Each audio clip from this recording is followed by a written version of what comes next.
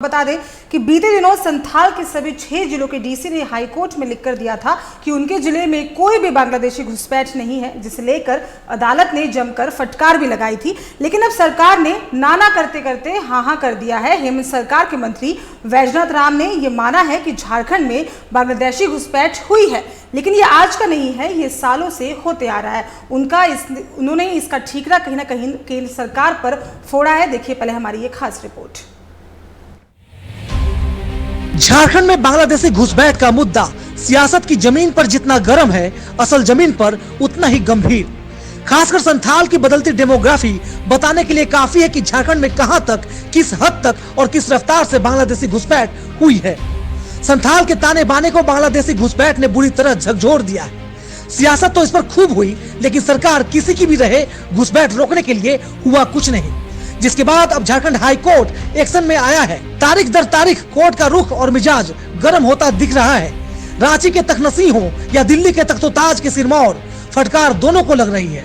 सूबे की सबसे बड़ी अदालत लगातार जवाब मांग रही है और सरकारों से जवाब देते नहीं बन रहा है। सरकार का रवैया डिनाइल मोड कर रहा है। संथाल के सभी 6 जिलों के डीसी कोर्ट में लिखकर दे चुके थे कि उनके जिले में कोई घुसपैठ हुई नहीं। उनके जवाब कोर्ट ने खारिज करने में 2 सेकंड का समय नहीं लिया, साथ ही अवमानना और मुकदमे की नसीहत तक दे दी।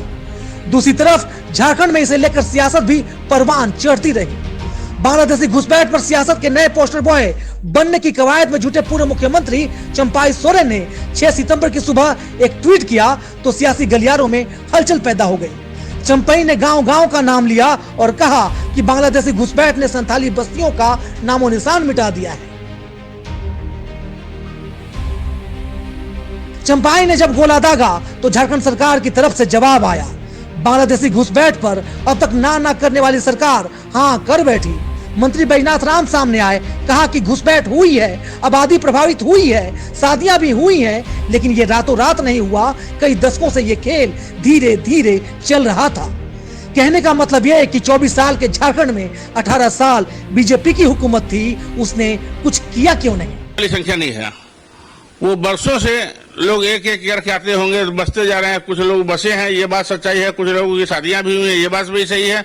लेकिन वो एक दिन का विषय नहीं है, लंबे काल से लोगों का आना जाना हुआ है। और तभी आज जो अंतर दिख रहा है थोड़ा बहुत, उसमें हम ये कह सकते हैं कि हाँ कुछ लोग जरूर आए, कुछ लोगों ने यहाँ की लड़कियों से शादी भी की और लोग यहाँ के बस गया।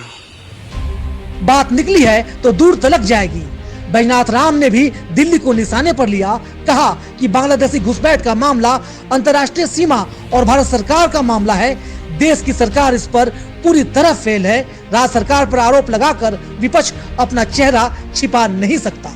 ये लेकिन एक दिन का विषय नहीं है। आज जो आरोप राज्य सरकार पर लगा जा रहा है ये सरासर गलत है और निश्चित रूप से हम कहेंगे कि इसके लिए पूर्ण रूप में अगर दोषी कोई है तो वो भारत की सरकार है, क्योंकि अंतर्राष्ट्रीय सीमा की रक्षा करना भारत सरकार का दायित्व है। वो अपनी जवाबदेही में फेल हुए हैं, ये राज्य सरकार का मुद्दा नहीं है। बांग्लादेशी घुसपैठ का मामला अब तक सियासी रहा है, लेकिन हाईकोर्ट की एंट्री के बाद अब किसी एक्शन की उम्मीद जग रही है।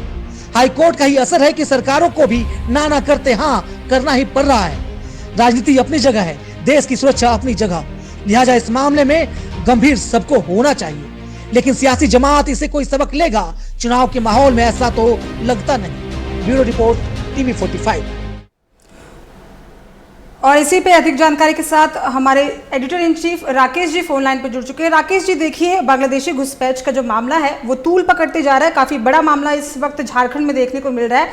6 जिलों के सभी डीसी ने हाईकोर्ट में ये बात लिखकर कही थी कि उनके जिले में कोई भी बांग्लादेशी घुसपैठ नहीं है। कई जगहों पर तो ये बात भी कही गई कि एक भी बांग्लादेशी घुसपैठ जो है वो नहीं है, जिसके बाद से हाईकोर्ट ने फटकार भी लगाई थी। और सीएम पूर्व मुख्यमंत्री चंपाई सोरेन ने जब ये बात ट्वीट करके कही कि तमाम संथाली बस्तियों को खत्म करने का काम जो किया गया है, उसके बाद से मामला तूल पकड़ते नजर आया। जिस तरह से फटकार भी लगाई गई और तमाम जगहों पे जो बांग्लादेशी घुसपैठ है वो देखने को भी मिल रहा है, क्या कुछ पूरी अधिक जानकारी है सर?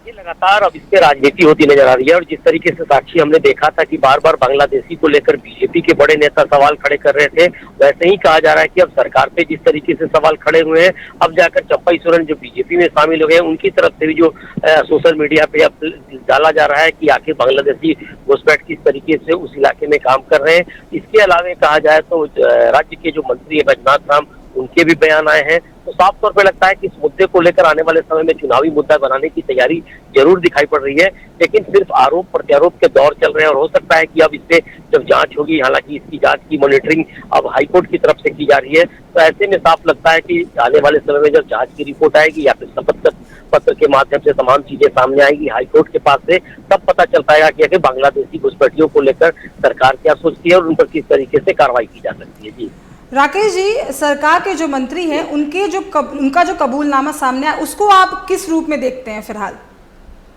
देखिए, निश्चित तौर पे कहा जा सकता है ये जो मामला पूरा बताया जाता है, पूरी तरह से कहा जा सकता है कि राजनीतिक बनाने की कोशिश की जा रही है, लेकिन कहीं न कहीं कहा जा सकता है कि राज्य सरकार हो या फिर केंद्र सरकार हो, दोनों की बड़ी जिम्मेदारी बनती है कि इस मामले को गंभीरता से ले, इसकी जांच कराई जाए। अगर इस तरह की कोई ऐसी स्थिति नजर आती है तो उस पर किस तरीके से निपटा जा सकता है, इस पर भी कदम बढ़ाने की जरूरत है। और मुझे लगता है कि अब हाईकोर्ट के ने जिस तरीके से दिशा निर्देश जारी करने की बात कही है, उसके बाद से दोनों सरकारों को सोचना पड़ेगा कि आखिर आने वाले समय में किस तरीके से इस पे कार्रवाई होगी। हालांकि अभी तक की जो बात कही जा सकती है कि सिर्फ बयानों का दौर चल रहा है, राजनीतिक बयान ज्यादा दिखाई पड़ रहे हैं। हालांकि अब बैजनाथ राम का जो बयान आया है, जो कि राज्य में मंत्री है, उसके बाद से फिर से एक बार राजनीति तेजी से आगे बढ़ रही है। लेकिन आने वाले समय में चुनाव है, चुनाव को देखते हुए बयानों को लेकर जरूर तमाम पार्टियां सामने दिखाई पड़ेंगी, लेकिन हाईकोर्ट के मध्यस्थता के बाद से, उसके बीच में आने के बाद से अब शायद इस पर कड़े रूप से कार्रवाई भी संभव हो पाएगी। जी देखिए राकेश जी, कुछ दिन पहले तक की अगर हम बात करें तो कुछ दिन पहले तक हम सिर्फ बयान देख रहे थे और जिस तरह से हाईकोर्ट ने फटकार लगाई थी और जो रिपोर्ट 6 जिलों के डीसी के द्वारा दी गई थी वो देखने को मिल रहा था। लेकिन कल खुद मंत्री बैजनाथ राम ने इस बात को माना है और उन्होंने साफ तौर पर यह बात कही कि राज्य सरकार को दोष देने से अब कुछ नहीं होगा, क्योंकि उन्होंने ये बात कबूली कि शादी भी की जा रही है, बांग्लादेशी घुसपैठ जो है वो फिलहाल देखने को मिल रहा है। और साथ में उन्होंने बात कही कि 18 साल से बीजेपी की सरकार थी, तब यह सवाल क्यों नहीं किया गया। और उसके बाद से बीजेपी की प्रतिक्रिया भी इसमें सामने आई है। बीजेपी के जो विधायक अनंत ओझा है, उन्होंने भी ये बात कही कि कबूलनामे और प्रशासन के इनकार के बीच हाईकोर्ट के फैसले से संथाल को जो है वो न्याय मिलेगा। सर पर विधानसभा चुनाव है सर, कितना कुछ असर जिस तरह से तूल पकड़ते जा रहा है ये मामला, क्योंकि पूर्व मुख्यमंत्री चंपई सोरेन ने जब इस्तीफा दिया, बीजेपी में जब वो शामिल हुए, तो सबसे पहला ट्वीट जो उन्होंने किया, उन्होंने यही बात कहा कि कोई अगर सजग दिखता है तो वो सिर्फ और सिर्फ बीजेपी दिखता है। तो सब लोग कहीं ना कहीं अपनी राजनीतिक रोटियां जो है वो सेकने का काम कर रहे हैं इस मुद्दे पर फिलहाल। तो देखिए साक्षी, लगातार जिस तरीके से बयानों का दौर चल रहा था उसमें साफ होता नजर आ रहा था कि राजनीतिक बयान तो सामने आ ही रहे थे, लेकिन अब की बातचीत की जाए तो कहीं ना कहीं अब साक्ष्यों के आधार पे, जांच रिपोर्टों के आधार पे कार्रवाई होने की बात कही जा रही है। और मुझे लगता है कि एक बार फिर से हाईकोर्ट की तरफ से जो मॉनिटरिंग की जा रही है, शपथ पत्र दायर की जाने की बात कही जा रही है।